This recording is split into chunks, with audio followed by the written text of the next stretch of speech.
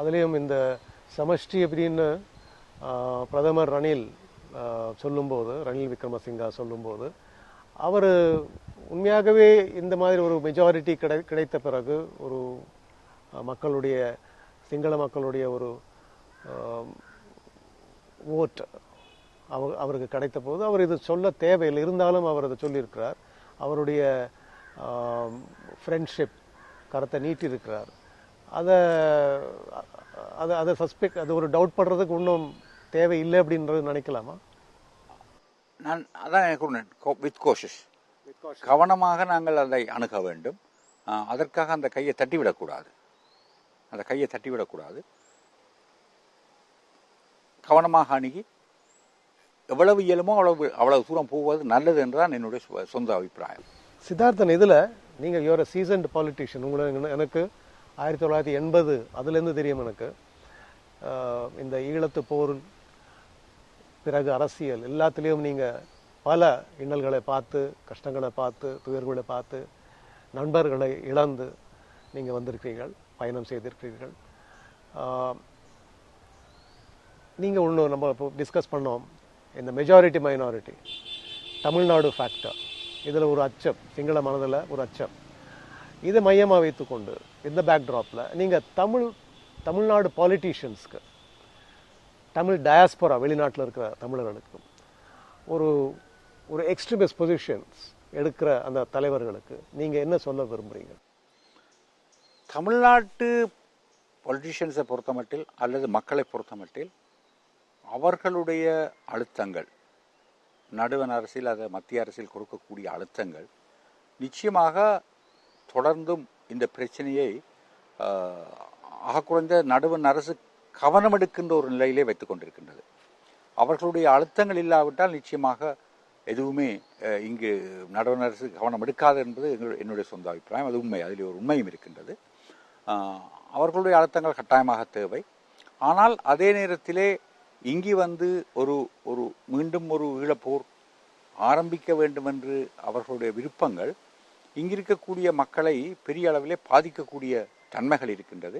ஆகவே அவர்கள் மிக கவனமாக இங்கு இருக்கக்கூடிய மக்களுக்கு ஒரு நியாயமான தீர்வு கிடைக்க வேண்டும் என்பதிலே காட்டுகின்ற அக்கறையை நாங்கள் நிச்சயமாக நன்றியுடன் பார்க்கின்றோம். அவர்கள் காட்டுகின்ற அக்கறை, அந்த அக்கறை தொடர்ந்து இருக்க வேண்டும். அதே நேரத்தில் இங்கு ஒரு ஒரு ஒரு ஒரு ஒரு ஒரு அமைதியான சூழல் இருக்க வேண்டும் என்பதிலுமே அவர்கள் அக்கறை காட்டுவார்களாக இருந்தால் இந்த மக்கள், என்றால் நாங்கள் மிகப்பெரிய அழிவுகளை சந்தித்திருக்கின்றோம். தொடர்ந்தும் ஆயிரக்கணக்கானவர்கள் மிகவும் வறுமை கோட்டுக்கு கீழே வாழ்ந்து கொண்டிருக்கின்றார்கள். அடுத்ததாக கைகால்களை இழந்து மிகவும் பாதிப்புற்ற நிலையிலே இருக்கின்ற ஒரு சமூகம் உடனடியாக தொடர்ந்தும் ஏதோ ஒரு போராட்டத்துக்கு போய்விடும் என்று அவர்கள் நம்புவார்கள் என்றால் அது ஒரு தவறான அபிப்பிராயம். இங்கிருக்கின்ற நிலையிலே ஒரு நியாயமான தீர்வு, உடனடி தீர்வு ஒன்று தேவை என்பதை அவர்கள் வலியுறுத்தி கொண்டிருந்தார்களானால் அந்த மத்திய அரசு அதிலே அக்கறை எடுத்து செய்யக்கூடிய வாய்ப்புகள் இருக்கின்றது. வடமாகாண முதலமைச்சர் இந்த தேர்தல் சம்பந்தமாக 2 அறிக்கைகள் விட்டிருந்தார். அவைகள் நான் நினைக்கின்றேன் ஒரு ஒரு ஒரு ஒரு நியாயமானதாக எனக்கு படவில்லை. ஏனென்றால் ஒன்று, அவர் தான் நடுநிலையிலே இருக்க போவதாக கூறியிருந்தார். அவரை பொறுத்தமட்டில் அவர் நடுநிலையிலே நிற்க முடியாத ஒரு மனிதர். என்றால் அவர் தமிழ் தேசிய கூட்டமைப்பின் முதலமைச்சர். ஆகவே தமிழ் தேசிய கூட்டமைப்புடைய கருத்துக்கள், தமிழ் தேசிய கூட்டமைப்பினுடைய நிலைப்பாடுகளுக்கு அவர் ஒத்துத்தான் செல்ல வேண்டும். ஏன் அது அந்த மாதிரி சொல்லியிருக்காரு? அது வெரி அன்ரீசனபிள். அவர் ஒரு ஃபார்மர் ஜட்ஜ் அப்படி சொல்றது சரியாது. அது உண்மையிலே ஒரு நியாயமற்ற, அதான் நான் கூறினேன், நியாயமற்ற ஒரு கருத்தாகவே நான் இப்போதும். இரண்டாவது என்ன சொன்னார்? இரண்டாவதிலும் அதை தான் திருப்பி ரீஆக்டிவேட் பண்ணார். தான் நடுநிலை வகிப்பதாகத்தான் அதை கூறியிருந்தார். தன்னை பொறுத்தவரை அந்த நிலைப்பாட்டில் மாற்றமில்லை, நான் நடுநிலை வகிக்கப் போவதாக. நான் நினைக்கின்றேன் இதற்கு முக்கிய காரணங்கள், அவர் ஒன்று தமிழ் தேசிய கூட்டமைப்பு சில தலைவர்களுடன் இருக்கக்கூடிய சில கருத்து வேறுபாடுகளாக இருக்கலாம். கருத்து வேறுபாடு இந்த கட்சிகளும் வருவதுண்டு. அல்லது வெளிநாடுக்கு அவர் அண்மையிலே சென்ற போது அவர் மேல் சில அழுத்தங்கள் கொடுக்கப்பட்டது, அவரை நடுநிலையிலே நிற்கும்படி. அந்த அழுத்தங்களுடைய முடிவாகவும் விளைவாகவும் கூட இருக்கலாம். எனக்கு எது எப்படி இருந்தாலும் அவர் நிச்சயமாக தமிழ் தேசிய கூட்டமைப்பை ஆதரிக்க வேண்டும் என்பதுதான் என்னுடைய சொந்த கருத்து. நான் அப்படித்தான் அதை பார்க்கின்றேன். அதற்காக அவர் ஆதரிக்கவில்லை என்பதற்காக மக்கள் மாறி நின்று விடவில்லை. அவர்கள் பெருவாரியாக தமிழ் தேசிய கூட்டமைப்பு தான் வெல்ல வைத்திருக்கின்றார்கள். இது அவருக்கும் நல்லதல்ல, தமிழ் தேசிய கூட்டமைப்புக்கும் நல்லதல்ல. அவருக்கும் தமிழ் தேசிய கூட்டமைப்புக்கும் ஒரு முரண்பாடு வளர்ந்து வருவது நல்லதல்ல. அது கட்டாயமாக விரைவிலே பேசப்பட்டு தீர்க்கப்பட வேண்டிய விஷயமாகவே நான் பார்க்கின்றேன். இதில் மக்கள் அவருடைய அறிக்கையை, அவருடைய நிலைப்பாட்டை, மாறின இந்த நிலைப்பாட்டை எப்படி பார்க்குறாங்க? இல்லை, மக்கள் அதை விரும்பவில்லை என்பதை காட்டினார்கள். இந்த தேர்தல் முடிவுகள் அதை காட்டுகிறது. அவர் அதை ஏற்றுக்கொள்ளவில்லை என்பதை காட்டினார்கள் என்றால் அது தேர்தல் முடிவை தான் காட்டுகிறது. தேர்தல் முடிவுகள் மிக தெளிவாக காட்டுகின்றன அவருடைய அந்த கூற்றை அவர்கள் ஏற்றுக்கொள்ளவில்லை என்பதை. என்றால் ஒரு தலைவர் நான் நடுநிலை என்றால் அவர் எதிர்பார்ப்பது என்றால் மக்களை நடுநிலையில் நிற்க சொல்லிதானே. ஆகவே அவர்கள் அப்படி நிற்கவில்லை. தமிழ் தேசிய கூட்டமைப்பு தான் நின்றார்கள். ஆகவே அது மிக தெளிவாக காட்டுகின்றது என்று தான் நினைக்கின்றேன். இது தமிழ் தேசிய கூட்டமைப்பு முதலமைச்சருடைய இந்த கருத்தை, நிலப்பாடை எப்படி எடுத்துக்கொண்டீங்க? தமிழ் தேசிய கூட்டமைப்புக்கு அந்த கருத்து சம்பந்தமாக ஒரு பெரிய எம்பாரஸ்மெண்டா இல்லையா உங்களுக்கு? அதிருப்தி இருந்தது. ஆனால் அதை அது ஒரு மிக பாதகமான தேர்தலில் ஒரு பாதகமான நிலைமையை ஏற்படுத்தி விடும் என்று நான் நம்புகின்ற ஒரு தமிழ் தேசிய கூட்டமைப்பு தலைவர்களோ அல்லது வேட்பாளர்களோ சிந்திக்கவில்லை. அவருடைய கருத்துக்கள் எலெக்ஷனுக்கு முன்னாடி அது டிஎன்ஏக்கு ஒரு எம்பாரஸ்மெண்ட்டாக இருந்தாலும் எலெக்ஷனுக்கு பிறகு அவருடைய இந்த ஸ்டாண்ட் அவருக்கு ஒரு எம்பாரஸ்மெண்ட்டாக மாறிவிட்டது. நிச்சயமாக அப்படி மாறிவிட்டது என்றுதான் நான் கருதுகிறேன்.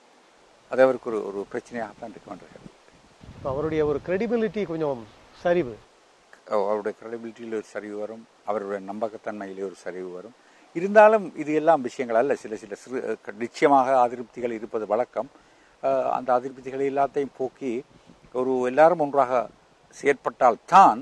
ஏனென்றால் எங்களுடைய இனத்தை பொறுத்தமட்டில் மிகப்பெரிய அழிவை சந்தித்திருக்கின்றது.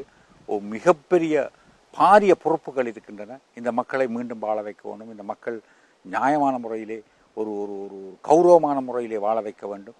இதற்காக அனைவருமே கூட்டாக செயற்பாடுகளை செய்ய வேண்டும். ஆகவே இந்த முரண்பாடுகளை எல்லாம் கலந்து மாகாண சபையும் இந்த பாராளுமன்ற உறுப்பினர்களும் அனைவரும் ஒன்றாக, தமிழ் தேசிய கூட்டமைப்பின் தலைமைகளும் ஒன்றாக காரியங்களை ஆற்றுவதன் மூலம்தான் நிச்சயமாக இந்த மக்களுக்கு ஒரு விடிவை காண முடியும். நாங்கள் அது அரசியலாக இருந்தால் என்ன, அவர்களுடைய பொருளாதார வளர்ச்சிகளாக இருந்தாலும் எதற்குமே எல்லாருமே ஒத்துவேலை செய்ய வேண்டிய ஒரு கட்டாயமான தேவை எங்களிடையே இருக்கின்றது. நன்றி நன்றி நன்றி நன்றி. உண்மையாகவே எல்லாமே நல்லபடியாக நடக்கும் என்ற ஒரு நம்பிக்கை. நிச்சயமாக மக்கள் எல்லாருக்கும் அங்கே ரணில் விக்ரமசிங்காவுக்கும் இங்கே தமிழ் தேசிய கூட்டமைப்புக்கும் மக்கள் ஒரு பெரிய பொறுப்பை தந்திருக்கிறார்கள், ஒரு பெரிய நம்பிக்கையுடன் தந்திருக்கிறார்கள். ஆகையால் இந்த நம்பிக்கையை வீண் போக விடாமல் ஒரு ஒற்றுமையாக எல்லாரும் செயல்படலாம் என்ற ஒரு நிர்ணயம், அதுவும் நீங்கள் இப்போ சொல்லியிருக்கிறீர்கள். தமிழ் தேசிய கூட்டமைப்புக்கும் உங்களுக்கும் தமிழ் மக்களுக்கும் நியூஸ் 7 தமிழ் வாழ்த்துக்கள். நன்றி. நன்றி. வணக்கம். நன்றி. அது தர்மலிங்கம் சித்தார்த்தன் எங்களுடைய நியூஸ் 7 தமிழ் சேனலுக்கு கொடுத்த இந்த பேட்டியில் மக்கள் எந்த அளவுக்கு தமிழ் தேசிய கூட்டமைப்பை அவன் மேலே பலமான ஒரு நம்பிக்கை வைத்து இந்த தேர்தலில் 14, அதுக்கு பிறகு ஒரு 2 சீட்டு நேஷனல் லிஸ்ட், மொத்தம் 16 சீட்டு, 225 மெம்பர்ஸ் கொண்ட இந்த பார்லிமெண்ட்டில் இது ஒரு பெரிய ஒரு நம்பர்.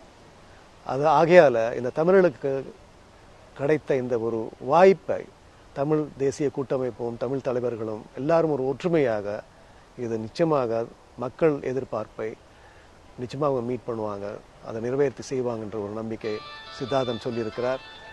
நாங்களும் எங்களுடைய மக்கள் சார்பில் நியூஸ் 7 தமிழ் சார்பில் இந்த இலங்கை அரசாங்கத்துக்கும் தமிழ் தேசிய கூட்டமைப்புக்கும் மக்களுக்கும் இங்கே இந்த வாழ்த்துக்கள் நாங்கள் சொல்கிறோம். நியூஸ் 7 தமிழுக்காக பகவான் சிங், யாழ்ப்பாணத்திலிருந்து.